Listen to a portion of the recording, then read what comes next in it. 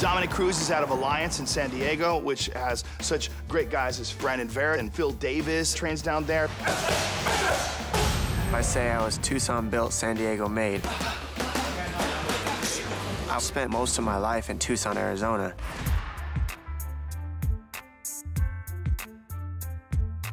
My mom was just getting by. My dad, we couldn't really find him. She wasn't getting child support at that point. We were pretty broke. We ended up being in a really small apartment, and that was very difficult. I moved up into a trailer. It was a single mom raising two hellions. Most of the fights that me and him got into were between each other. My mom would say, all right, you guys got 10 minutes. I don't want to hear any crying, and I don't want to see any blood. What I ended up doing in order to fill in that gap of having a father is I competed a lot in sports. I was just always playing sports. I loved soccer, like loved it. As I got into my 7th grade year in junior high, I'm looking for soccer tryouts. I'm standing there, and all of a sudden I feel a pull on my shirt, and I turn around and look, and there's this little guy, and he goes, "Excuse me, sir, do you know where the soccer practice is?" And I looked him up and down, and I said, "Man, you don't look like a soccer player. You look like a wrestler. You stay in here." He drags me into the office. I step on the scale, I'm 73 pounds. He goes, all right, we don't have a 73-pounder, so you make the A-team. He went in there and just got rolled up like a piece of mat, and he just kept coming and kept coming and kept coming. His 8th grade year, he ended up placing 2nd in the city. The thing that carries him through is his work ethic. I went to a lot of the national tournaments, Western Regionals in Pocatello, Idaho, Western Regionals in Vegas. I bought this van, and it had like 15,000 miles on it, and I just got rid of it a couple of weeks ago. 270,000 miles on it, all wrestling tournaments, everywhere. We drove everywhere. As I got a little bit older, I started using my coaches and the sports I did as kind of like my father figures. I used them for any questions I had about girls or whatever it might be growing up. But when Dominic reached high school, he rebelled. I went through a party phase of my life where I would throw parties, and then that's how I got kicked out of my house. He just had a tendency of breaking some of the basic rules that we had, and ultimately we gave him several opportunities to change that, and he didn't. Literally, we had to have him leave the house, which was extremely hard for me to do because I know the rejection that he had already dealt with in his life. During my party phases when I would get into fights, I've seen guns pull out several times.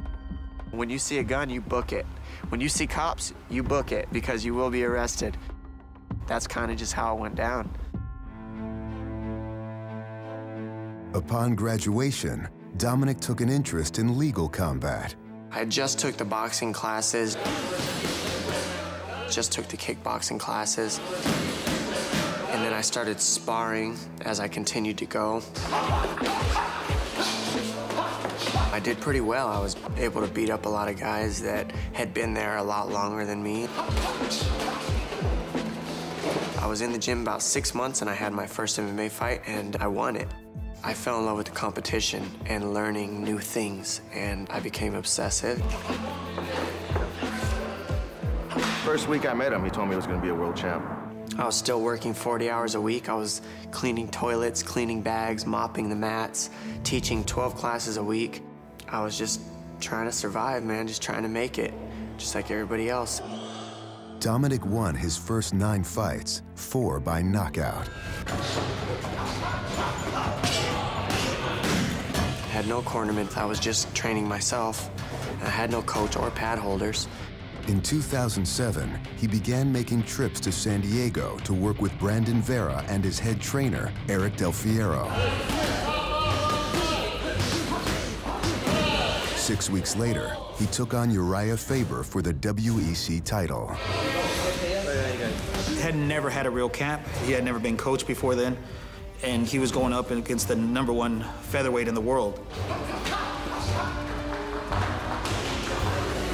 I trained my butt off, and I was as ready as I could have been for that fight at that specific point, and I believed I could beat him. This one is for the belt. And Uriah goes to work. Oh, Uriah used it to get him out. He's tapping out. The speed and the pace just too much for Dominic Cruz. After the loss, Dominic moved to San Diego to train full-time. Eric's my head coach. I've had him for 7 fights now, and we've built together a really good streak after I lost that fight to Uriah. Dominic won 4 straight fights, And a flurry coming from Dominic Cruz. including an upset of Faber's teammate, Joseph Benavidez. There was a lot on the line. I loved that Faber was in the corner because it was almost like my way of getting back at him.